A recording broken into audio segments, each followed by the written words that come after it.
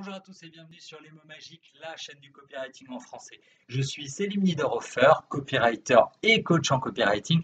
Et aujourd'hui, nous allons répondre à une question essentielle. Que fait le copywriter? Quel est vraiment le métier de copywriter? Quelles sont surtout les missions principales du copywriter? Je vous explique pourquoi c'est si important de connaître toutes ces missions. Récemment, j'ai mon client Paul qui a acheté la formation Copywriting Express. Il a acheté la formation en pensant que être copywriter, ce n'était que rédiger une page de vente. Tu apprends à faire une page de vente et ensuite, hop, youpi, les clients viennent te voir, genre It's raining men. Non, il pleut des clients. Imaginez, il pleut des clients, waouh, ils vont me demander des pages de vente. Ça ne fonctionne pas comme ça. Le métier de copywriter, ce n'est pas ça. Ça va bien au-delà de la rédaction de la simple page de vente. Et du coup, on a fait notre demi-heure de coup de fil avec Paul parce que ça fait partie des bonus qui sont offerts avec la formation Copywriting Express. On a une demi-heure, vous et moi, pour parler de vos problématiques. Donc, pendant cette demi-heure, on a fait un peu la liste de tout ce que Paul pouvait faire, pouvait vendre en tant que junior copywriter. Il débute, il est en pleine reconversion, donc il voulait vraiment connaître toutes les missions. La vidéo, pourquoi je la tourne aujourd'hui? Parce que si Paul se pose la question, vous la posez peut-être aussi, et du coup, je rajouterai cette vidéo. Là, je la mets sur YouTube, mais je la mettrai aussi en bonus dans la formation Copywriting Express. Alors, parmi les missions du copywriter, on commence avec la mission numéro 1, la première, la principale, l'essentielle, celle pour laquelle un client va venir vous trouver. C'est peut-être pour rédiger la vitrine, le site internet, réécrire des textes plus percutants. Combien de fois vous êtes tombé sur un site marchand où vous vous disiez ouais, bof, ça pourrait être mieux écrit. Si vous êtes copywriter, les marchands, les commerçants, vos clients vont venir vous voir pour vous demander écoute, est-ce que tu peux retravailler les pages pour qu'elles soient plus percutantes? Est-ce que tu peux réécrire les textes pour qu'ils soient plus convaincants? Souvent, ça va aller de pair avec une nouvelle stratégie de contenu. Et au-delà des simples textes, des simples pages du site, il y aura peut-être aussi une partie contenu, une partie blog dont on parlera un peu plus tard. Mais globalement, pour un marchand, pour vos clients, l'objectif est d'avoir une vitrine propre pour rassurer les clients. Même si on est à l'ère du social commerce, même si on vend sur les réseaux sociaux, même si de plus en plus de gens, de boutiques, d'indépendants vendent leur savoir-faire sans site internet, uniquement sur Facebook ou sur des plateformes ou sur Instagram. Aujourd'hui, je pense toujours qu'avoir un site internet vitrine est important pour rassurer le client. Oui, vous pouvez avoir votre boutique en ligne sur Google My Business. Oui, vous pouvez avoir votre boutique en ligne sur Facebook et vendre vos offres via Instagram. Néanmoins, lorsqu'un client va taper le nom du marchand dans Google, il aime bien tomber sur un vrai site internet parce que ça rassure. Donc, mission numéro 1, rédaction ou réécriture des textes des sites internet de vos clients. La mission numéro 2, ça va être d'aller encore plus vite pour transformer un lecteur, un inconnu, directement en client. Comment est-ce qu'on fait? Vous allez rédiger une publicité pour votre client.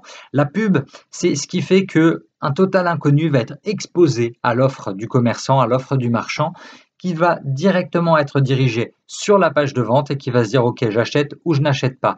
Mais rédiger une publicité, c'est vraiment le cœur du métier de copywriter, créateur. C'est vraiment ça, c'est de la création.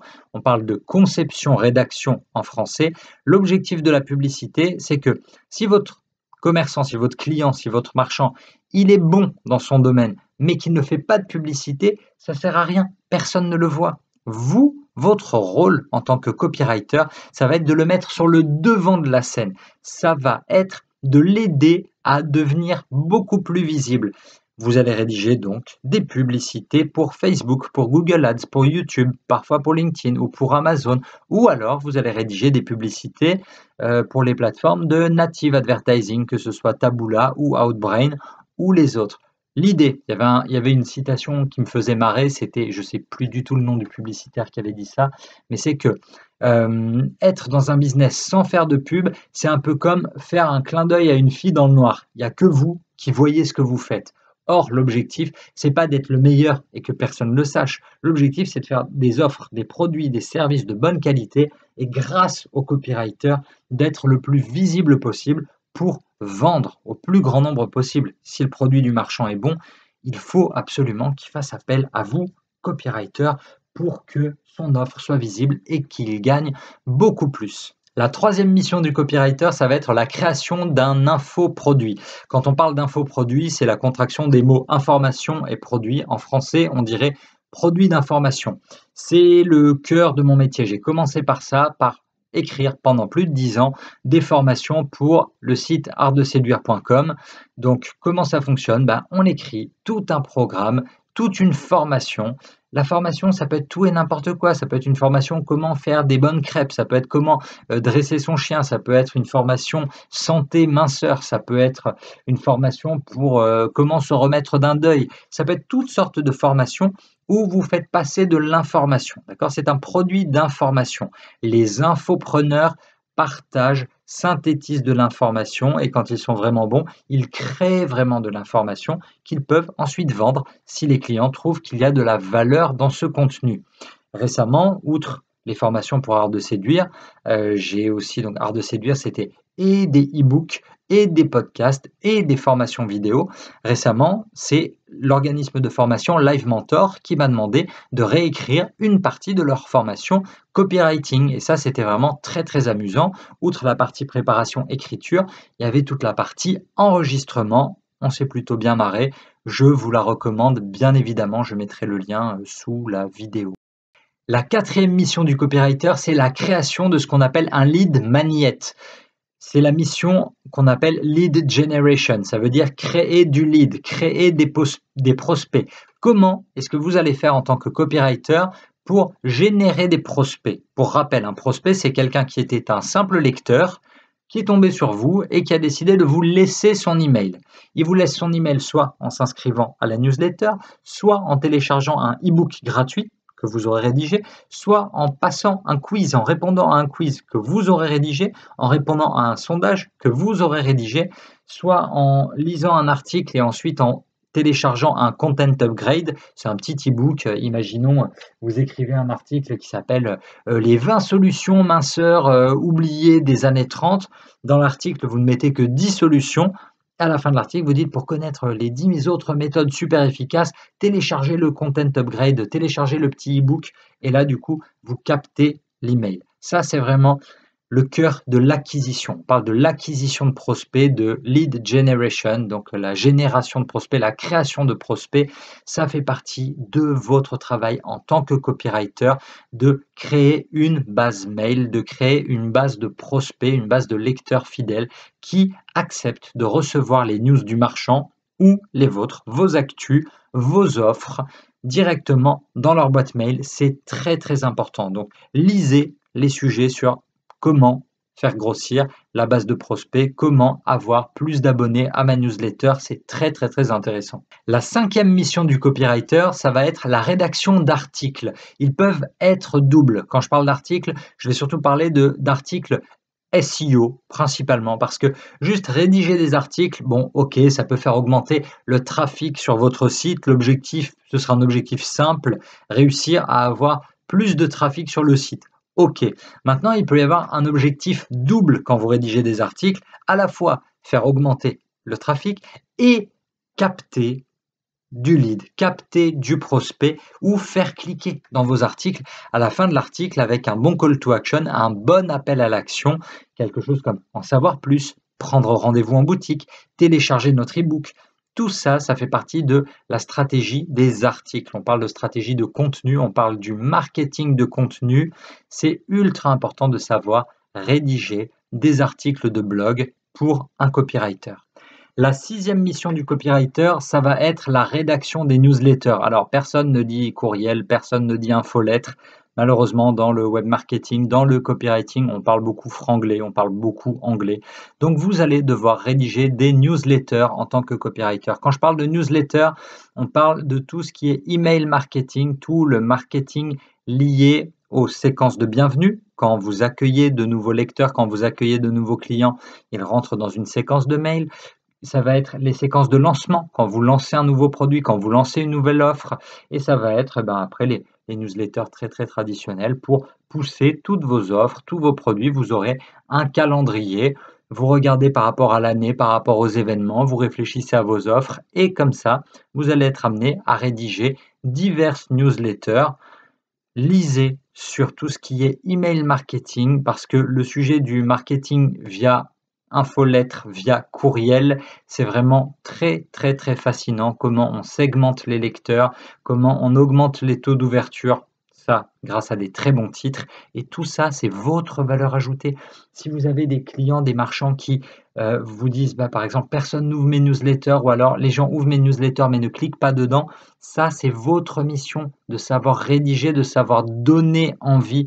Donc, parlez-en quand vous allez prospecter, quand vous avez vos discussions avec des prospects, dites-leur tout ce que vous pouvez faire pour eux. Et ça, retravailler des séquences de newsletter, c'est quelque chose que je fais souvent. C'est ultra intéressant, c'est très valorisant et surtout, c'est mesurable. On voit directement les résultats quand vous utilisez des bases d'envoi de mails.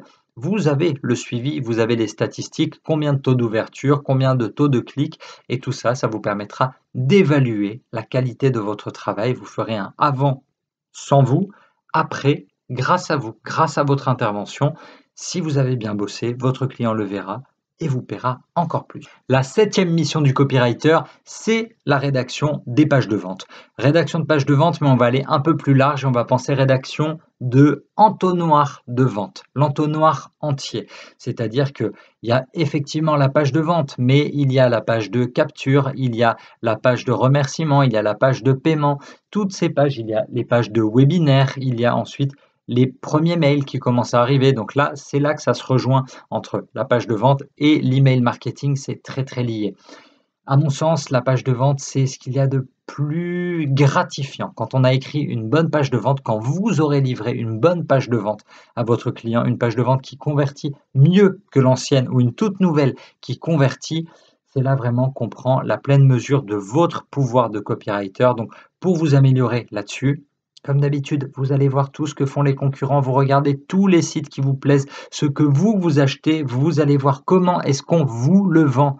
Comment écrivent les autres copywriters? Passez du temps là-dessus parce que on n'a jamais terminé vraiment de rédiger des pages de vente ou des vidéos de vente. Ça aussi, exercice ultra intéressant. Donc, lisez beaucoup sur le sujet des entonnoirs de vente. Comment faire pour les raccourcir le plus possible et vendre le plus vite possible au plus grand nombre. La 8e mission du copywriter, elle est un peu plus rare pour moi, on ne fait pas souvent appel à moi pour ça, ça arrive.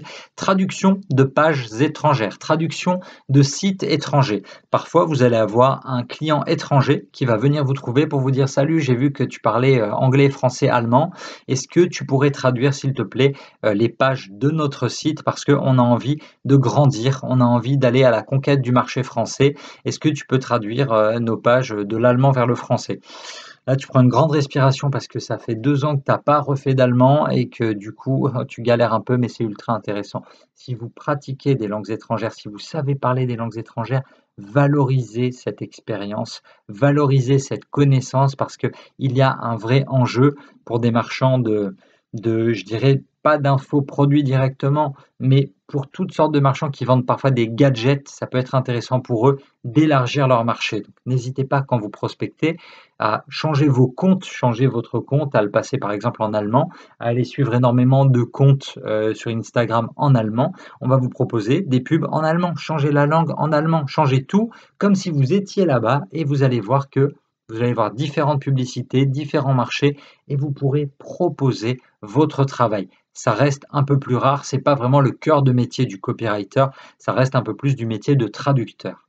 La 9e et avant-dernière mission du copywriter, ça va être le social media. Social media au sens du community management. Un copywriter peut être un très bon community manager parce qu'il y a 2 aspects toujours à équilibrer. D'un côté, gérer et créer la communauté, faire vivre la communauté, et de l'autre, vendre. On n'oublie pas que le rôle d'un community manager, ça reste quand même de vendre. Évidemment, on est là pour fédérer la communauté, comme tout ce que j'ai fait de 2011 à 2019 avec Patrick Bruel, ou ensuite, on est là aussi, donc fédérer la communauté, vendre. Ça peut être vendre des billets, des places de cinéma, vendre des places de concert, vendre des albums. Ça peut être tout ou ça peut être simplement faire cliquer sur le nouveau clip qui vient de sortir, faire cliquer sur la nouvelle bande-annonce.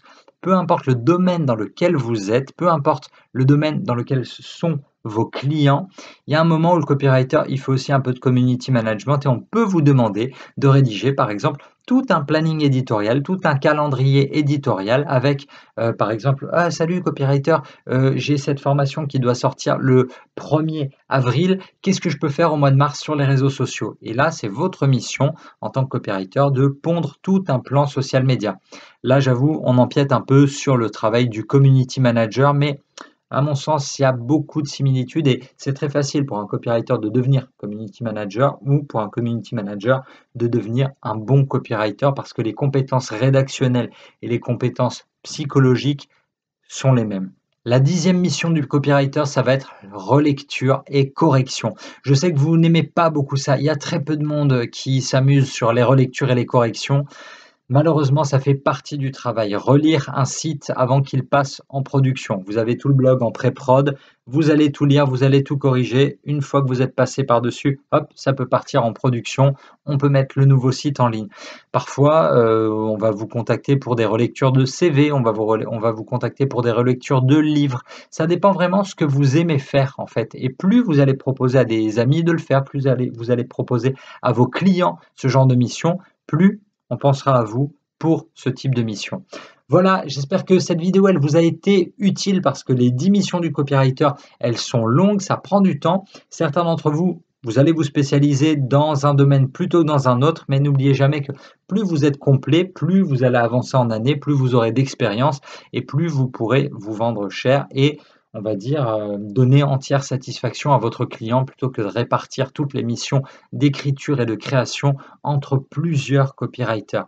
Si la vidéo vous a été utile, vous laissez un pouce en l'air quelque part juste en dessous. Vous n'oubliez pas de vous abonner. Vous récupérez gratuitement, vous téléchargez le e-book Copywriting Cash, les 10 secrets indispensables des meilleurs rédacteurs pro pour faire vos premiers euros. Si vous avez des questions, surtout, vous me les posez dans les commentaires. Le e-book, il est disponible aussi directement en dessous dans les commentaires. On se voit très très vite pour une nouvelle vidéo de conseils en copywriting et d'ici là, n'oubliez pas, votre histoire, c'est à vous de l'écrire.